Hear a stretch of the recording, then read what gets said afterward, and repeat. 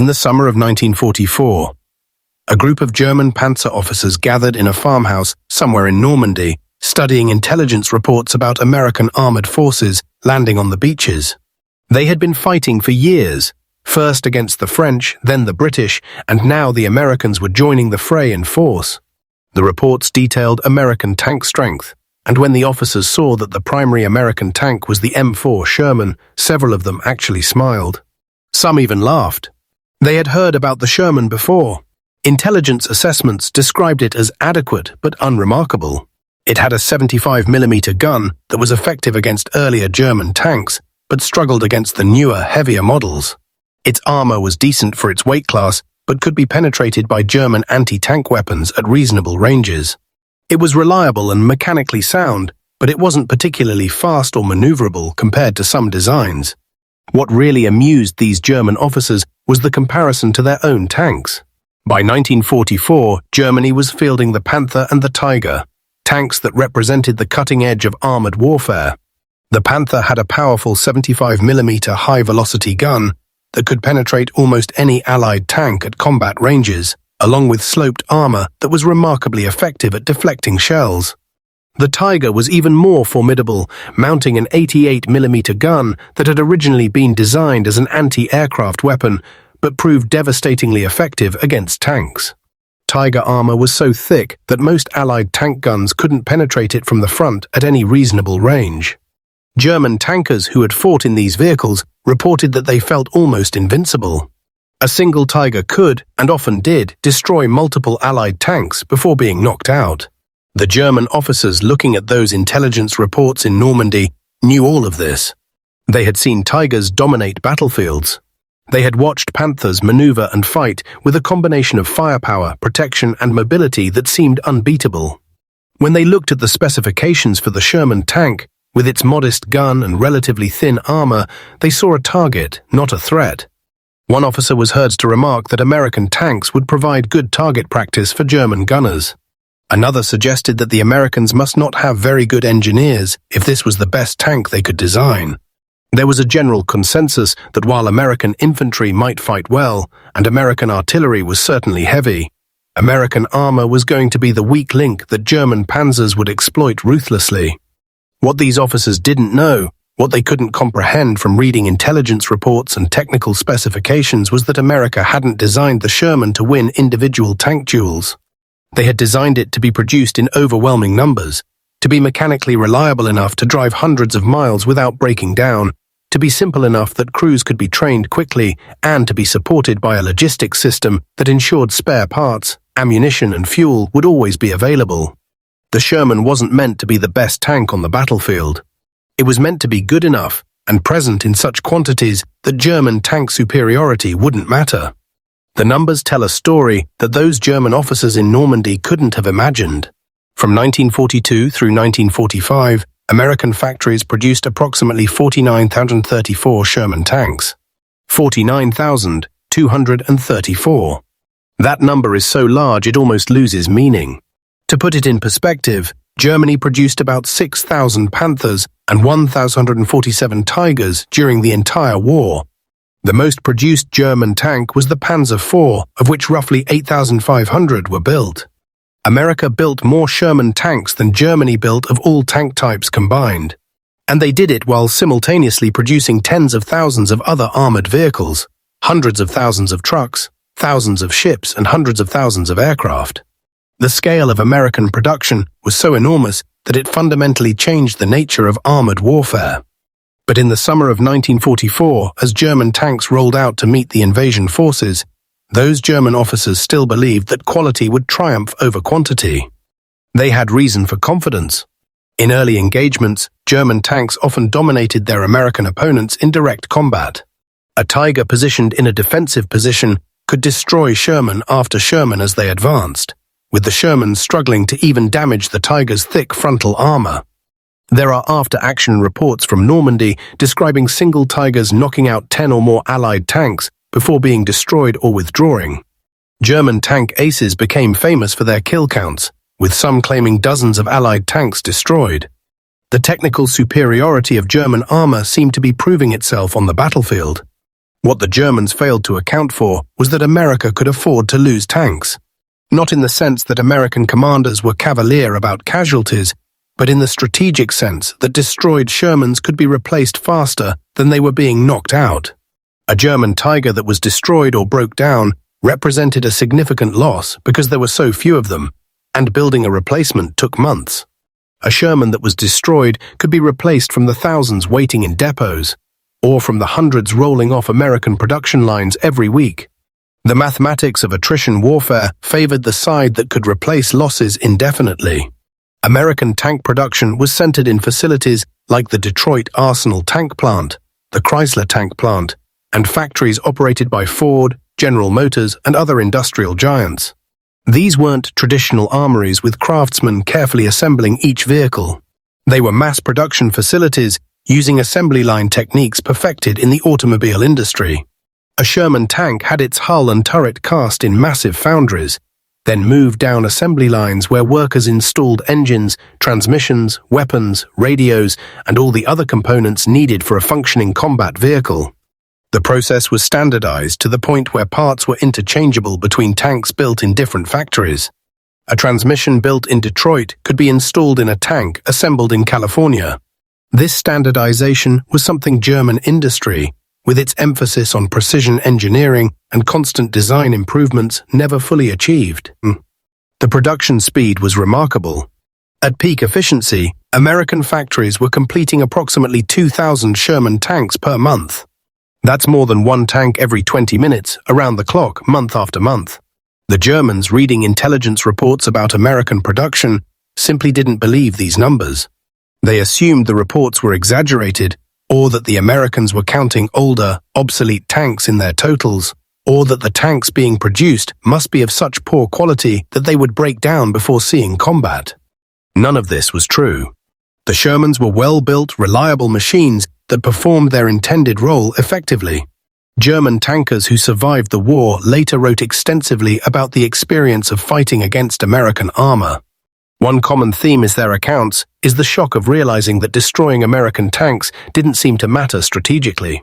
A German tank commander might successfully ambush an American column, knock out several Shermans, and feel satisfied with his success. Then the next day, or sometimes just hours later, more American tanks would appear, seemingly in even greater numbers than before. The Germans were winning tactical engagements, but losing the strategic battle because they simply couldn't kill American tanks faster than America could produce them. The Battle of the Bulge in December 1944 provides a clear example of this dynamic. Germany launched a massive surprise offensive through the Ardennes, committing its last strategic reserves in a desperate gamble to split Allied forces and capture the vital port of Antwerp. The initial German attacks achieved complete surprise and significant success. German Panzers, including Tigers and Panthers, along with the even more powerful King Tigers, punched through American lines and advanced dozens of miles. In the opening days of the offensive, German tanks destroyed hundreds of American vehicles, including many Shermans. For German tankers, it must have felt like the early days of the war, when German armor had swept across Poland and France with seemingly unstoppable momentum. But the offensive stalled and then collapsed, not primarily because of tactical defeats, but because Germany simply ran out of resources. German tanks began running out of fuel within days because American air attacks and partisan operations had disrupted German supply lines. When German tanks broke down, there were no spare parts to repair them, so they had to be abandoned. German tank units that started the offensive with 50 or 60 tanks were down to a dozen operational vehicles within a week, not because they had been destroyed in combat, but because they had broken down or run out of fuel and couldn't be recovered or repaired. Meanwhile, American forces were being reinforced constantly. Shermans that were knocked out on the first day of the battle were being replaced by fresh tanks from depots or directly from ships that had just arrived from America. American tank units could absorb heavy losses and be back to full strength within days. One particular engagement during the Battle of the Bulge illustrates the German dilemma perfectly. At the town of St. Vith, a handful of German Tiger tanks and supporting infantry attacked American positions defended by Sherman tanks and infantry. The Tigers, with their superior guns and armor, destroyed numerous American vehicles and seemed poised to break through. But the Americans just kept fighting. Every time the Germans knocked out a Sherman, another would appear from a different position. The Americans had enough tanks that they could afford to trade losses, using their numerical superiority to eventually force the German tanks to withdraw due to ammunition shortages and mechanical problems. The Germans won the tactical engagement in terms of kill ratios, but they lost strategically because they couldn't sustain the losses they inflicted or replace the ammunition they expended.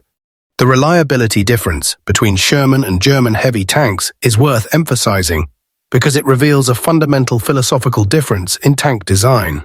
German engineers designed tanks to be as capable as possible in direct combat, accepting complexity and maintenance challenges as necessary trade-offs for superior performance.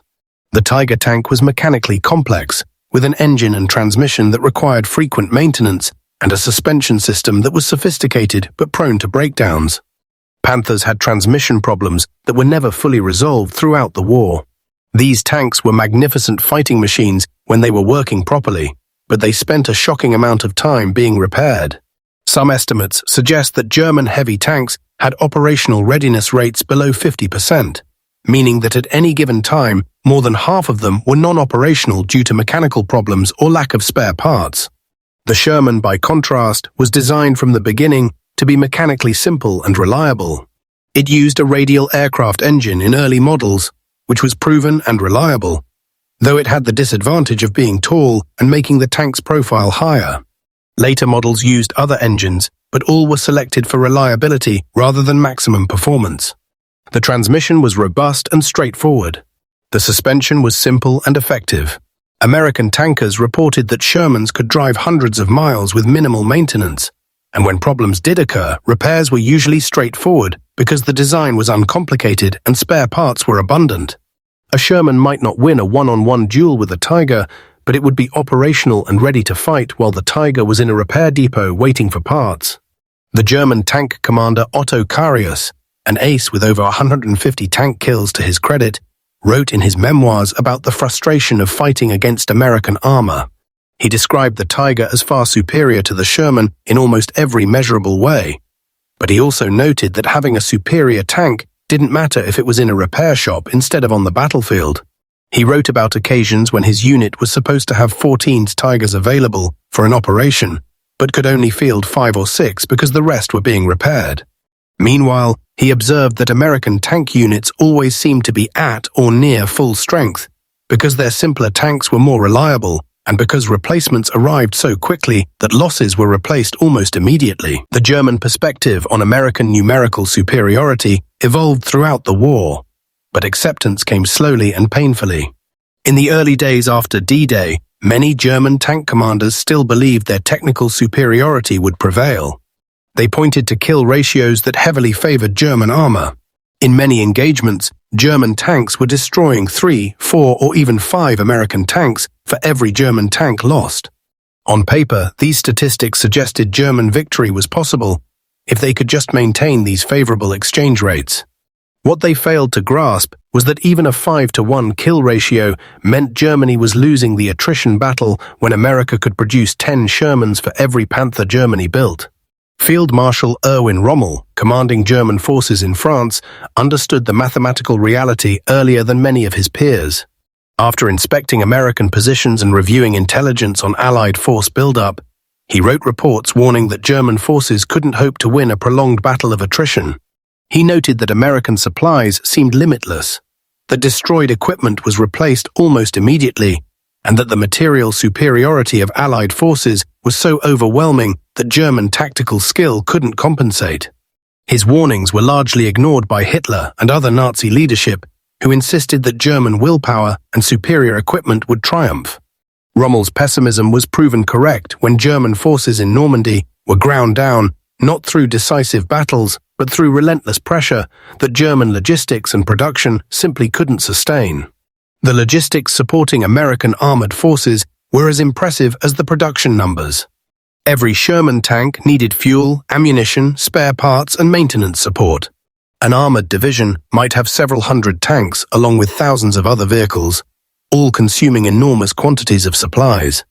American logistics operations in Europe were handling this at a scale that was unprecedented. The Red Ball Express, a truck convoy system, was delivering thousands of tons of supplies daily to forward units. Tank transporters moved damaged tanks to repair facilities and brought repaired or new tanks forward. Mobile maintenance units could perform significant repairs in field conditions. The entire system was designed to keep tanks operational and in the fight. German logistics, by contrast, was breaking down under the strain of Allied bombing, partisan attacks, and simple lack of resources. Fuel shortages became critical by late 1944. German tanks were sometimes immobilized, not because they were damaged, but because there was no fuel available. Spare parts for the complex German tanks were in short supply, and the diversity of German tank types made logistics even more challenging. A unit equipped with Panthers needed different parts than a unit with Tigers, and both needed different parts than units with Panzer IVs. American forces, with their standardized Sherman, had a much simpler logistics challenge. Parts that fit one Sherman fit all Shermans, simplifying supply operations enormously. The training pipeline for tank crews showed similar disparities. American tank training programs were producing thousands of qualified crews annually. Training was standardized and efficient, turning civilians into functioning tank crewmen in a matter of months. The training wasn't perfect, and many American tankers reached combat units with limited experience, but the system produced crews in sufficient numbers to man the thousands of tanks being produced. German training programs, especially by late war, were increasingly abbreviated as manpower shortages became critical. Tank crew replacements often arrived at frontline units with minimal training, sometimes having spent more time in basic infantry training than in actual tank operations. The elite, highly trained German tankers of the early war years were being replaced by increasingly inexperienced crews who lacked the skill to fully exploit the technical advantages of their superior tanks. One aspect of the Sherman that German assessments consistently undervalued was its adaptability. The basic Sherman design proved remarkably flexible, spawning numerous variants for specialized roles. The M4A3E8, also called the Easy 8, featured improved suspension and a more powerful 76mm gun that gave Shermans a fighting chance against German heavy armor. The Sherman Firefly, a British modification, mounted a 17-pound gun that could penetrate Tiger armor from the front at reasonable ranges. Specialized variants included flamethrower tanks, engineering vehicles, recovery vehicles, and even amphibious tanks. The standardized chassis meant that the production and logistics infrastructure could support all these variants without creating unmanageable complexity. German tanks, being more specialized from the start, were less adaptable to variant production. The Sherman's mechanical reliability also meant that American armored forces could conduct operations that would have been impossible for German forces. During the breakout from Normandy and the subsequent race across France, American armored divisions drove hundreds of miles in a matter of weeks.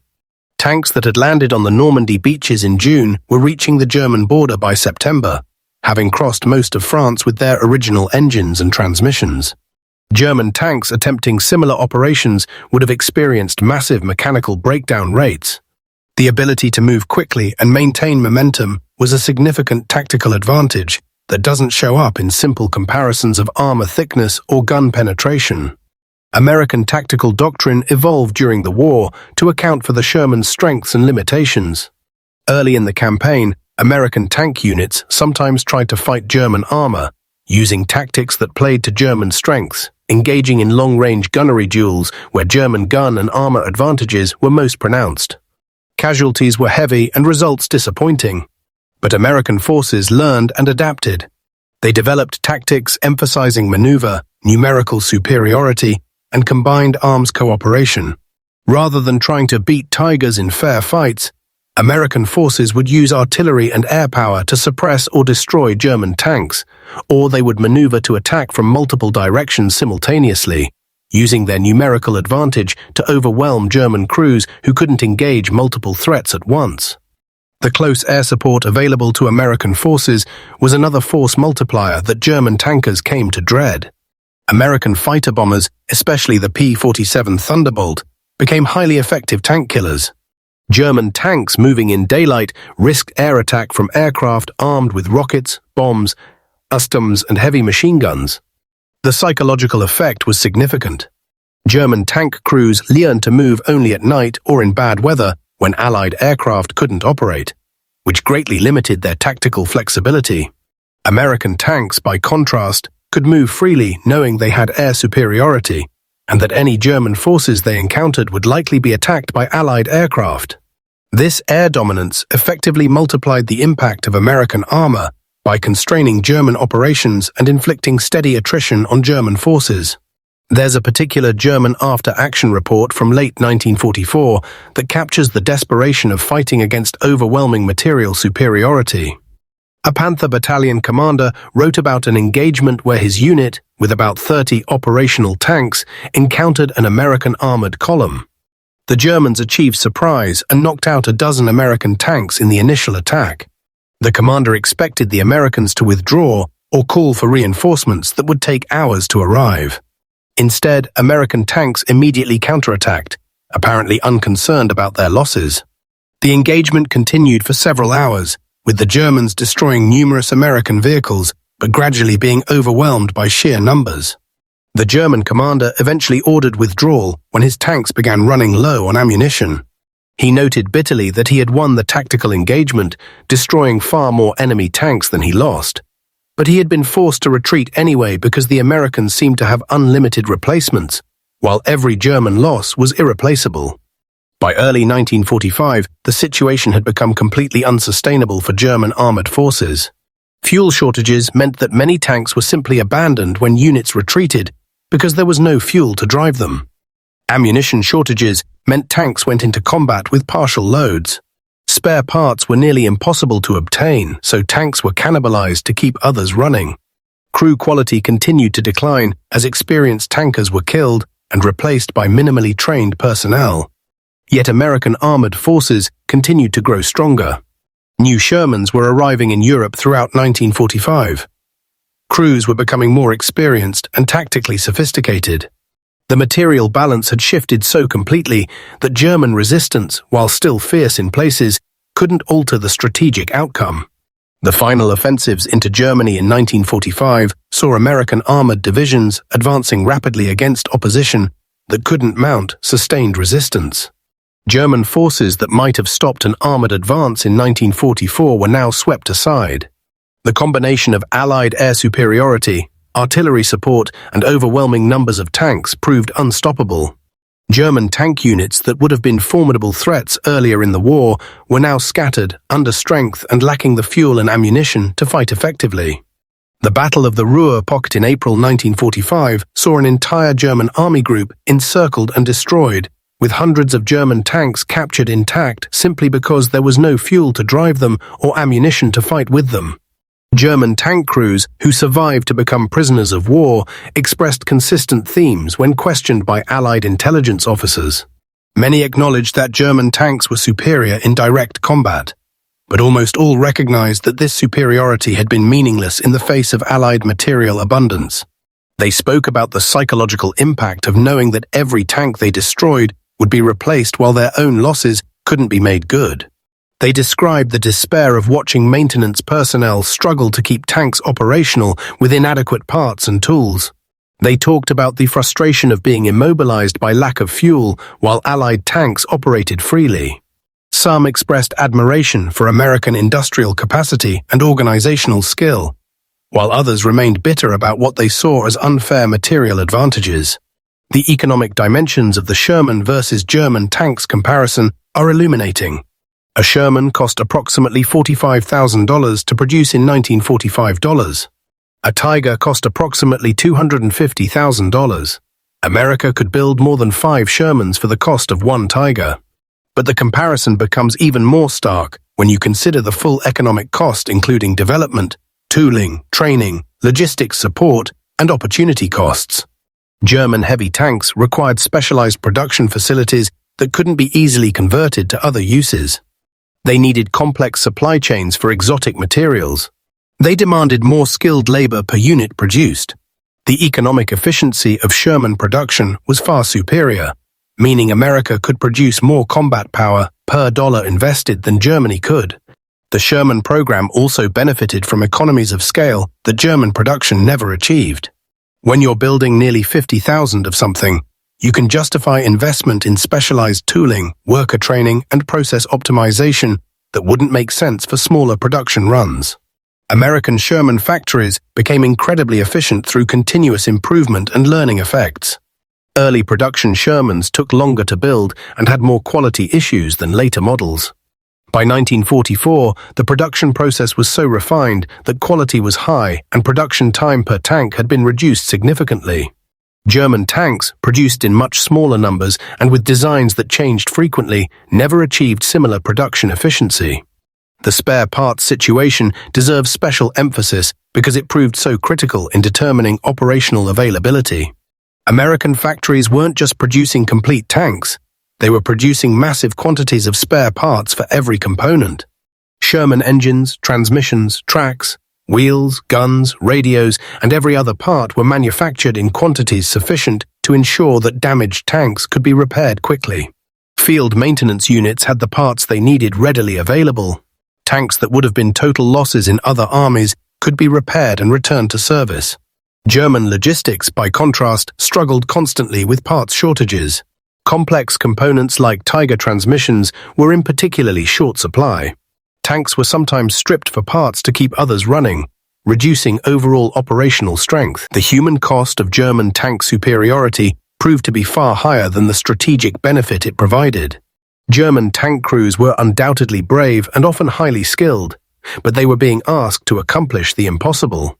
A Tiger crew that successfully destroyed 5 or 6 Shermans in an engagement might feel victorious, but they were still losing the larger battle because those Shermans would be replaced while their Tiger, if damaged or destroyed, would not be.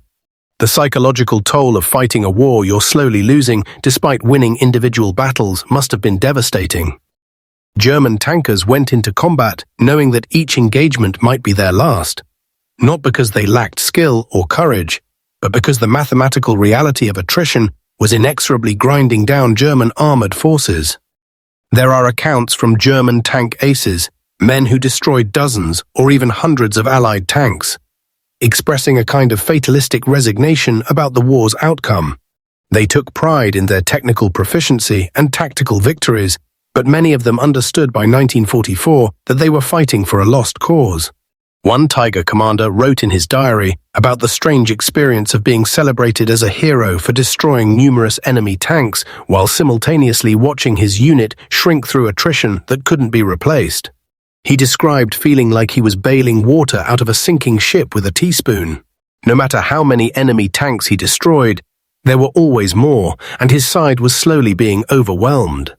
The American approach to armored warfare was fundamentally democratic in a way that German methods were not.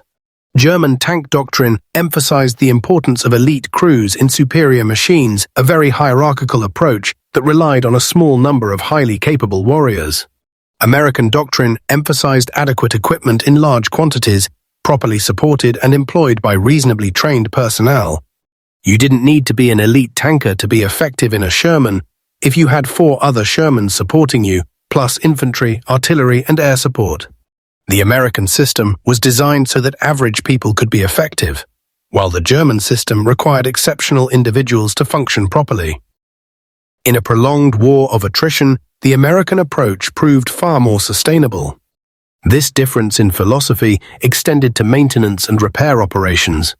German tank maintenance required highly skilled mechanics familiar with complex systems.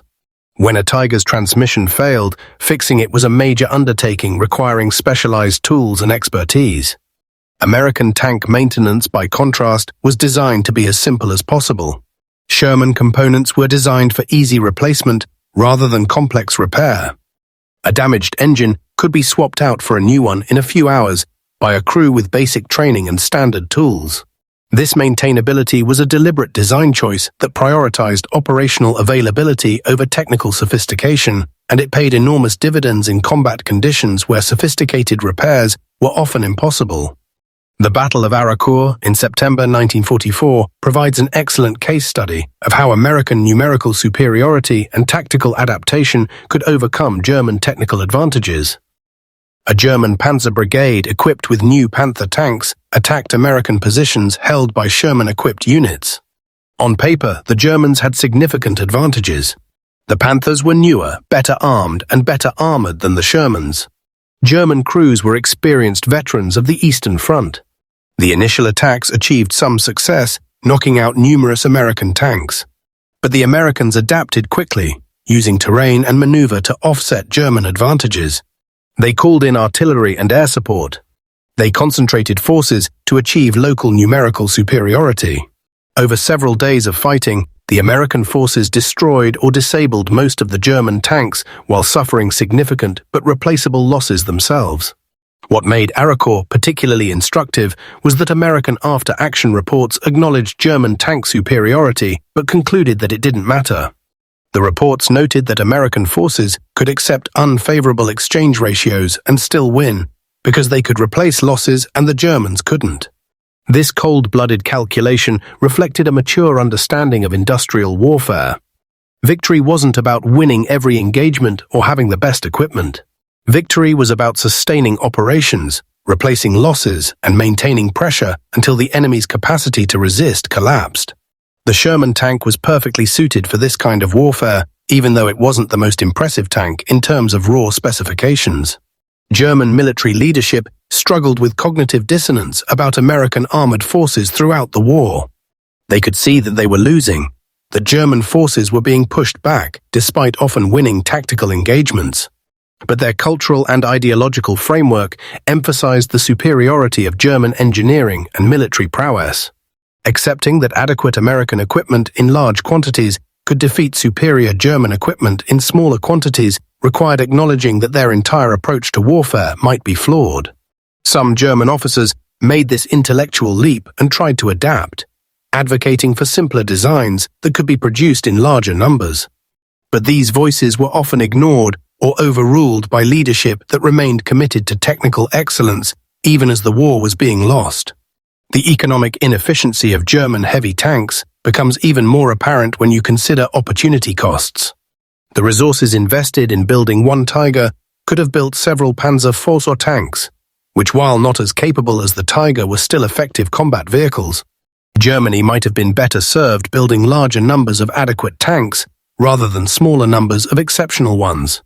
But the German leadership, particularly Hitler himself, was enamored with superweapons and technical superiority. The Tiger and Panther programs received priority even when resources might have been better allocated elsewhere. This fascination with technical excellence over practical effectiveness was a recurring theme in German war production across multiple weapon systems. The Soviet experience with American Shermans provided additional perspective on the tank's capabilities. The United States provided over 4,000 Shermans to the Soviet Union through Lend-Lease, and Soviet crews generally liked them. Compared to Soviet tanks, the Shermans were more comfortable, more reliable, and had better optics and fire control systems. Soviet tankers appreciated that Shermans were less likely to break down on long road marches and that they were easier to maintain than Soviet designs. Some Soviet units specifically requested Shermans because of their reliability. This Soviet perspective is important because the Red Army had extensive experience fighting German armor on the Eastern Front. Soviet tankers knew firsthand how formidable German tanks were, and they still valued the Sherman for its practical virtues, even though it wasn't superior to German heavy tanks in direct combat. The psychological dimensions of the Sherman versus German tank matchup deserve more exploration. German tankers, especially those with experience in Tigers or Panthers, often developed a sense of superiority that could verge on arrogance. They knew their tanks were better, they had often destroyed multiple enemy tanks in single engagements, and they took pride in their technical advantages. This confidence was valuable in combat, giving crews the aggressive mindset needed for effective tank operations. But it also led to overconfidence and tactical mistakes. Some German tank commanders took unnecessary risks because they assumed their technical superiority would protect them. They underestimated American tactical skill and the effectiveness of combined arms operations. This overconfidence sometimes resulted in German tanks being destroyed in situations where more cautious tactics might have preserved them. American tankers, by contrast, were generally under no illusions about the Shermans' limitations. They knew that German heavy tanks were superior in direct combat. They knew that engaging a Tiger or Panther head-on was likely to end badly. This awareness could be psychologically challenging, knowing you were operating equipment that was outmatched by enemy armor. But American training and doctrine helped address this by emphasizing tactics that minimized the Shermans' disadvantages. American crews learned to use terrain, to coordinate with other units, to avoid fair fights, and to employ supporting arms effectively. The result was that American tankers, while respecting German armor, weren't paralyzed by fear of it. They understood they could win through proper tactics even if their equipment was inferior. The evolution of German tank design during the war shows how the pursuit of technical excellence could become counterproductive. Each new German tank model was more capable than the last, but also more complex, more expensive, and more difficult to produce. The Tiger was remarkable but complex. The Panther was even more sophisticated but had persistent mechanical issues. The King Tiger, introduced in late 1944, was the most powerful tank of the war, with virtually impenetrable armor and a gun that could destroy any Allied tank at extreme ranges. It was also massively expensive, prone to mechanical breakdowns, and produced in tiny numbers. Only about 490 King Tigers were built, compared to the thousands of Shermans being produced monthly. The King Tiger represented the ultimate expression of German tank philosophy. Technical excellence pursued to the point where it became strategically irrelevant because so few could be built. American tank development showed a different pattern. The basic Sherman design remained in production throughout the war, with incremental improvements rather than radical redesigns. When shortcomings were identified, engineers developed modifications to address them without completely overhauling the design or disrupting production. The result was continuous improvement within a stable production framework. The Shermans rolling off assembly lines in 1945 were significantly better than those produced in 1942, but they were still recognizably the same basic design, still used the same general production methods, and still benefited from the economies of scale that came with large-scale standardized production. The tank destroyer program provides an interesting counterpoint to the Sherman story. American forces developed specialized tank destroyers like the M10, M18, and M36 specifically to engage German heavy armor. These vehicles mounted powerful guns on lighter, more mobile chassis than the Sherman. The M36, with its 90mm gun, could reliably penetrate Tiger and Panther armor. Tank destroyers were supposed to handle enemy armor, while Shermans focused on infantry support and exploitation. In practice, the distinction was less clear than doctrine suggested. Shermans often found themselves fighting German tanks because combat situations were fluid and you fought with whatever was available. But the tank destroyer program shows that American military leadership understood the Shermans' limitations and tried to field complementary weapons rather than simply producing more Shermans. The impact of American armor production rippled beyond just the battlefield effectiveness of individual tanks. The thousands of Shermans in Europe represented a massive logistical commitment that tied up German forces and resources. German anti-tank units had to be distributed across the entire front to counter potential American armored attacks. German reserves had to be positioned to respond to American breakthroughs. German commanders had to plan every operation with the assumption that they would face American armor in significant numbers. This constraining effect of American armored forces was valuable even when the tanks weren't directly engaged in combat. The mere presence of thousands of Shermans shaped German strategic and operational planning in ways that favored the Allies. The post-war fate of Sherman and German tanks is instructive. Shermans remained in service with various armies around the world for decades after World War II. Israel used Shermans in the 1948, 1956, and even 1967 wars, often with upgraded weapons and engines. Other nations operated Shermans into the 1970s and beyond. The design's reliability, maintainability, and adaptability gave it a service life far beyond what anyone expected in 1941 when it was first designed. German heavy tanks, by contrast, largely disappeared after the war. They were too complex, too expensive, and too specialized for peacetime armies operating on limited budgets. The few surviving Tigers and Panthers ended up in museums. The Sherman's longevity validated the American design philosophy, emphasizing practical effectiveness over maximum capability. The lessons learned from the Sherman versus German heavy tank experience influenced post-war tank design in profound ways. American engineers took away the understanding that reliability, maintainability, and producibility were not secondary concerns but fundamental requirements for effective armored vehicles. The M26 Pershing, developed late in World War II, and subsequent American tanks like the M46, M47, and M48 all reflected attempts to balance firepower and protection with the practical virtues that had made the Sherman successful. Soviet tank design, which had always emphasized mass production and mechanical simplicity, was validated by the war's outcome. The T-54 and T-55 tanks that dominated Soviet armored forces during the Cold War were essentially an evolution of the same philosophy that produced the T-34. Adequate capability, simple design, massive production numbers. Even the Germans, when West Germany began rebuilding its armored forces in the 1950s, adopted a more balanced approach that emphasized reliability alongside combat effectiveness. The strategic implications of American production capacity extended far beyond any single weapon system. The Sherman tank program was just one example of American industry's ability to mass-produce military equipment at a scale that overwhelmed Axis production. The same pattern held for aircraft, ships, trucks, artillery, small arms, and practically every other category of military hardware. Germany and Japan were fighting industrial powers whose production capacity exceeded their own by factors of 5, 10, or even 20 to 1, depending on the specific item. No amount of tactical skill or technical superiority could overcome such massive material disadvantages in a prolonged war of attrition. The Sherman program, more than perhaps any other single example, illustrated this fundamental reality in ways that were undeniable even to those who wanted to believe in German technical superiority. German veterans who wrote memoirs or gave interviews in the post-war years often expressed a mixture of pride and frustration when discussing their wartime experiences. They took justifiable pride in their combat performance, their technical skill, and the quality of their equipment.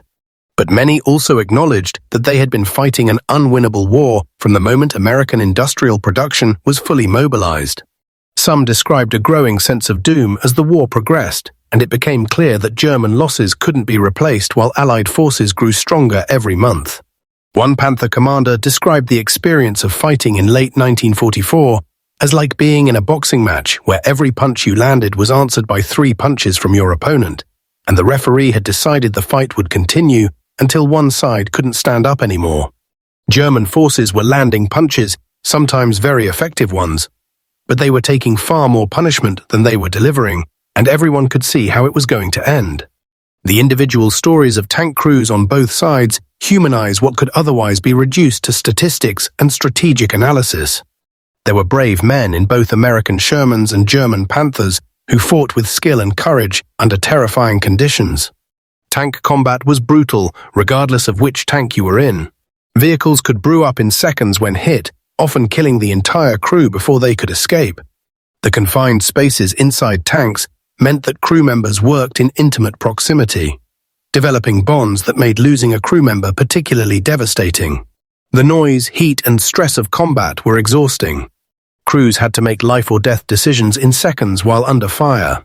The human experience of tank warfare was similar for German and American crews, even though their strategic situations were vastly different. But the German crews had to cope with the additional psychological burden of knowing they were losing. As the war progressed, German tankers increasingly understood that their side's position was hopeless. They might win today's battle, destroy more enemy tanks than they lost, perform their duties with skill and courage, and still know that tomorrow would bring more enemy tanks while their losses went unreplaced. This psychological burden, fighting bravely for a cause you know is lost, must have been extraordinarily difficult. Some German soldiers dealt with it through dark humor, others through focus on immediate tactical problems, still others through various forms of denial. But the knowledge that their sacrifices were ultimately futile colored the experience of German tank crews in the war's final year. American tank crews, by contrast, had the psychological advantage of knowing they were winning. Yes, combat was dangerous and casualties were significant. Yes, the Sherman had limitations that made fighting German heavy tanks frightening. But American tankers knew that their side was advancing, that the war was being won, that their sacrifices were part of a successful effort. This knowledge didn't make combat less dangerous or frightening, but it provided a sense of purpose and confidence that German crews increasingly lacked. The psychological advantage of fighting for a winning cause, while intangible, was nonetheless real and valuable. The liberation of German tank factories by Allied forces in 1945 provided definitive evidence of German production problems. When American forces captured tank manufacturing facilities, they found production lines that were sophisticated but low-volume quality control systems that were elaborate but slow, and inventory systems showing chronic shortages of components and materials. The facilities could produce excellent tanks when everything was working properly, but they weren't resilient. Any disruption to the supply chain or workforce could halt production for days or weeks. Allied bombing had caused some damage, but not as much as strategic bombing advocates claimed. The bigger problem was that German industry had never been organized for true mass production. Even if German factories had been completely undamaged, they couldn't have matched American production rates because the entire industrial philosophy was different. American tank factories, by contrast, were organized like automobile plants because many of them were automobile plants converted to military production. The production methods, management systems, and workforce training all emphasized volume and efficiency. Quality control was important, but was achieved through systematic inspection rather than through reliance on individual craftsmanship. When American engineers studied German tank factories after the war, they were impressed by German engineering, but unimpressed by German production methodology. The Germans had built excellent machines using methods that were obsolete for mass production warfare. It was as if they were trying to win an industrial war using craft-era production techniques.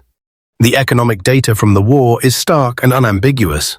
The United States spent approximately $2.2 billion on tank production during World War II, producing roughly 88,000 armored fighting vehicles of all types. Germany spent comparable amounts, but produced only about 27,000 armored vehicles. American production was more than 3 times as efficient in terms of vehicles produced per dollar spent. This efficiency advantage compounded over time, meaning that America could sustain production levels that Germany simply couldn't match, even if German factories had been undamaged and fully supplied. The economic fundamentals favored America so heavily that German defeat was essentially inevitable once American production reached full capacity. The counterfactual question of whether Germany could have won if they had adopted American production methods is interesting but ultimately academic. German industry lacked many of the preconditions for American-style mass production. Germany didn't have America's vast natural resources, especially oil and rubber. Germany didn't have America's geographic security, being vulnerable to bombing and ground attack in ways that American factories weren't. Germany didn't have the machine tool base, the skilled workforce, or the managerial expertise at the scale that America possessed. Perhaps most importantly, German ideology and culture emphasized individual excellence and technical sophistication in ways that were fundamentally incompatible with the standardization and simplification required for true mass production. Even if German leaders had recognized the problem, which most didn't, solving it would have required transforming German society and industry in ways that probably weren't possible in wartime. The legacy of the Sherman tank in American military culture is mixed. For many years after the war, the Sherman was criticized as inadequate, with various authors and historians arguing that American soldiers had been sent into combat with inferior equipment and that casualties resulted from this inferiority. The phrase "death trap" became associated with the Sherman, suggesting that the tank was so flawed that crews died unnecessarily. This narrative was always somewhat exaggerated. The Sherman had limitations, certainly, but it was broadly effective at its intended role, and American tank crew casualties, while significant, were not disproportionate compared to other combat arms. More recent historical scholarship has been kinder to the Sherman, recognizing its strengths and placing its limitations in proper context. The truth about the Sherman is nuanced and doesn't fit neatly into either heroic or critical narratives. It was a good tank, not a great one, designed for mass production and general-purpose use rather than excellence in any specific role. It had real limitations, particularly when engaging German heavy armor in direct combat. But it also had significant strengths, including reliability, maintainability, crew comfort, and versatility. Most importantly, it was available in quantities that made American armored forces overwhelmingly powerful at the operational and strategic levels, even when individual Shermans were outmatched at the tactical level. Judging the Sherman purely on its technical specifications or its performance in isolated combat engagements misses the larger picture of its role in American military strategy. The German officers who laughed at intelligence reports about American tank production in 1944 learned their error through bitter experience. By 1945, those officers who survived were no longer laughing. They had watched their units ground down through attrition that couldn't be replaced. They had fought battles where German tank superiority at the tactical level was meaningless, because American numerical superiority at the operational level was overwhelming. They had experienced the frustration of destroying American tanks only to face more the next day while their own losses went unreplaced. They had seen how American reliability and maintainability translated into operational availability that German tanks couldn't match. They had learned that in industrial warfare, adequate equipment produced in massive quantities defeats superior equipment produced in limited numbers. The final toll was undeniable. Germany produced approximately 6,000 Panthers, 1,347 Tigers, and 490 King Tigers during the war, along with roughly 8,500 Panzer IVs and various other models, totaling around 7,000 armored vehicles. The United States produced 49,234 Sherman tanks plus tens of thousands of other armored vehicles. American armored forces helped liberate Western Europe, linking up with Soviet forces who had overwhelmed German armor on the Eastern Front partly through their own numerical superiority. German tank superiority, while real at the individual vehicle level, proved strategically irrelevant in the face of such overwhelming Allied material advantages. The broader lesson transcends tanks and warfare. It's about the danger of confusing tactical excellence with strategic effectiveness, of valuing technical sophistication over practical functionality, of assuming that quality always trumps quantity. The Germans built better tanks individually, but lost the armored warfare battle because they couldn't build enough of them and couldn't keep them operational. The Americans built adequate tanks in overwhelming numbers, supported them with excellent logistics, and employed them as part of combined arms teams that maximized their effectiveness while minimizing their weaknesses. The American approach was less elegant, less impressive at the level of individual vehicles, but vastly more effective at the strategic level where wars are actually won or lost. For the German tank crews who survived the war, the memory of facing endless waves of American Shermans must have been haunting. They had mocked American tanks as inferior, celebrated their own technical superiority, and fought with skill and courage. But none of it mattered. The Shermans kept coming, an industrial tide that couldn't be stopped or turned back, rolling across Europe in numbers that made German resistance futile. The German officers who had laughed in 1944 weren't laughing by 1945. They were surrendering, having learned through defeat that in modern industrial warfare, the nation that can produce 50,000 adequate tanks will defeat the nation that can produce 6,000 superior ones. The Sherman tank, unremarkable in many ways and inferior to German heavy armor in direct combat, nonetheless helped win the war through the simple expedient of being present in such overwhelming numbers that German technical superiority became a footnote to American industrial might. That was the lesson German tank crews learned. You can win every battle and still lose the war if your enemy can replace losses faster than you can inflict them.